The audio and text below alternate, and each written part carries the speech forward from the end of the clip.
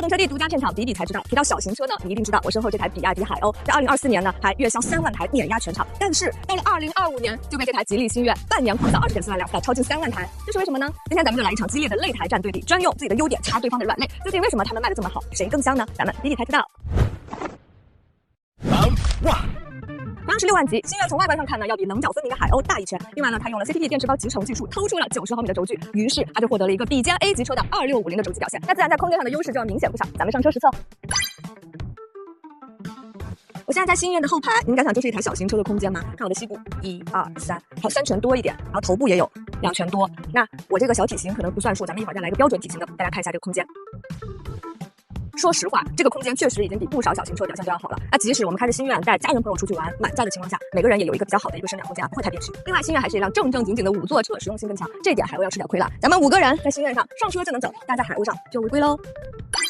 我坐在海鸥的后排空间呢，其实头部是和星越差不多的2拳左右，但是膝部空间呢要稍差一点，1、2，2拳半不到啊，所以就是少了大概1拳多的这样一个膝部空间。所以说，如果同样的家人朋友在海鸥上呢，可能就没有星越那么舒展了。虽然给到了不错的后排空间，但是可以看到后备箱的容积也没有被压缩哦。同样是20寸的行李箱，放进去感受一下，星越的纵向空间表现是要比海鸥好的，可以提供375升的容积。放倒后可以拓展出1320升的容积，比海鸥要多出290升。而且星越还有一个70升的前备箱，我这个登机箱也能放进去哦，够实用吧？星越它这个座椅下面还给你挖空了，这样你放一些不太想被别人发现的东西也很方便啦。海鸥没有前备箱，后备箱的容积在2排没有放倒的情况下是295升，我还是放进一个20寸的登机箱，你们对比一下看这个空间的区别。座椅放倒后可以拓展出930升的空间，那毕竟小车呢没有太多的远途需求，日常还是够用的。第一回合结束，星越凭借自己的乘坐空间和储物空间的优势，成功拿下1局。那下一回合，海鸥能够反击吗？ Round 2。这一拳打得真狠呀！自从比亚迪宣布所有车型都搭载天神 GF 辅助驾驶方案以后，它的竞争力可以说蹭蹭往上涨。它可以实现在高速高架路段自主上下匝道、自动变道超车等操作，对长距离通勤的朋友来说真的太实用了。那咱们再看星越低配版本，连基础的 ACC 自适应巡航都没有，那放到现在来说就是不够用了。星越的车机系统有了 Flyme Auto 的加持，在整体的交互体验上要有更大的优势，支持华为的 HiCar、CarLink 和 Flyme Link 3种互联方式，在车机上可以丝滑轻松的像手机一样使用各种 App。另外，它还支持连续的语音指令识别，我们开车呢只要动嘴，所有的功能它都可以帮你操作。你好，吉利，我在。关闭车窗空调调到23度，播放音乐。好，主驾车窗关了 ，OK， 主驾空调23度了。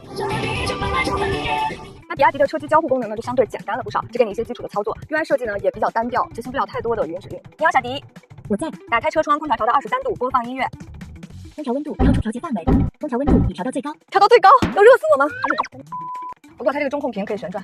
接下来到了2位选手互搏的时间。比亚迪说自己有 NFC 钥匙，主驾驶位可以无钥匙进入，还有外后视镜加热的功能。碰到下雨天，这个功能还是很实用的，提高安全性。轮到星越发言了，我有座椅高低调节、车窗一键升降、陡坡缓降功能，更多的是从便利性的角度出发。2台车打得有来有往，观众只能说多多益善啦。Round 3。车咱还是得开起来比，虽然2台车在功率上都大差不差，一个58千瓦，一个55千瓦，但是星越在后悬挂的用料可以说比海鸥要下血本的多啊。星越的多连杆式独立悬挂对比海鸥的扭力梁非独立悬挂，不仅仅是一个参数上的区别啊，可以说是一个驾驶感受的分水岭。你看我们在过一些颠簸路段，比如说减速带或者是细碎的石子路面，看啊，整体我们在车内的感觉就比较柔和，不会有那种咚咚咚很硬的颠簸感。那我们现在驾驶海鸥，我们在单边过坎的时候，你看右后轮的震动会很明显的牵连到左轮，会带来一些不必要的震感，尤其是你在需要大幅度转向时，连续转向的车身摆动幅度要比海鸥小。而海鸥的扭力梁在快速的重心转移时，后者会有轻微的横向摆动，在激烈驾驶的时候会信心不足。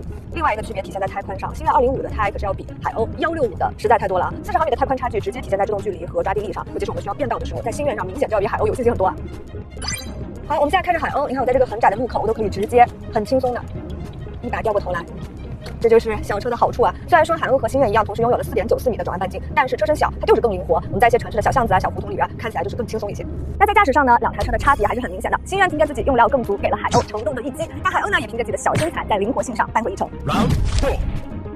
2台车的电池容量是差不多的，都是30度多一点。但是呢，因为星越的充电功率有70千瓦，30%充到80呢，只需要21分钟；海鸥的充电功率30千瓦，需要30分钟，相差9分钟呢，可以多跑50公里。这样算下来，相当于星越每周可以多通勤2到3天。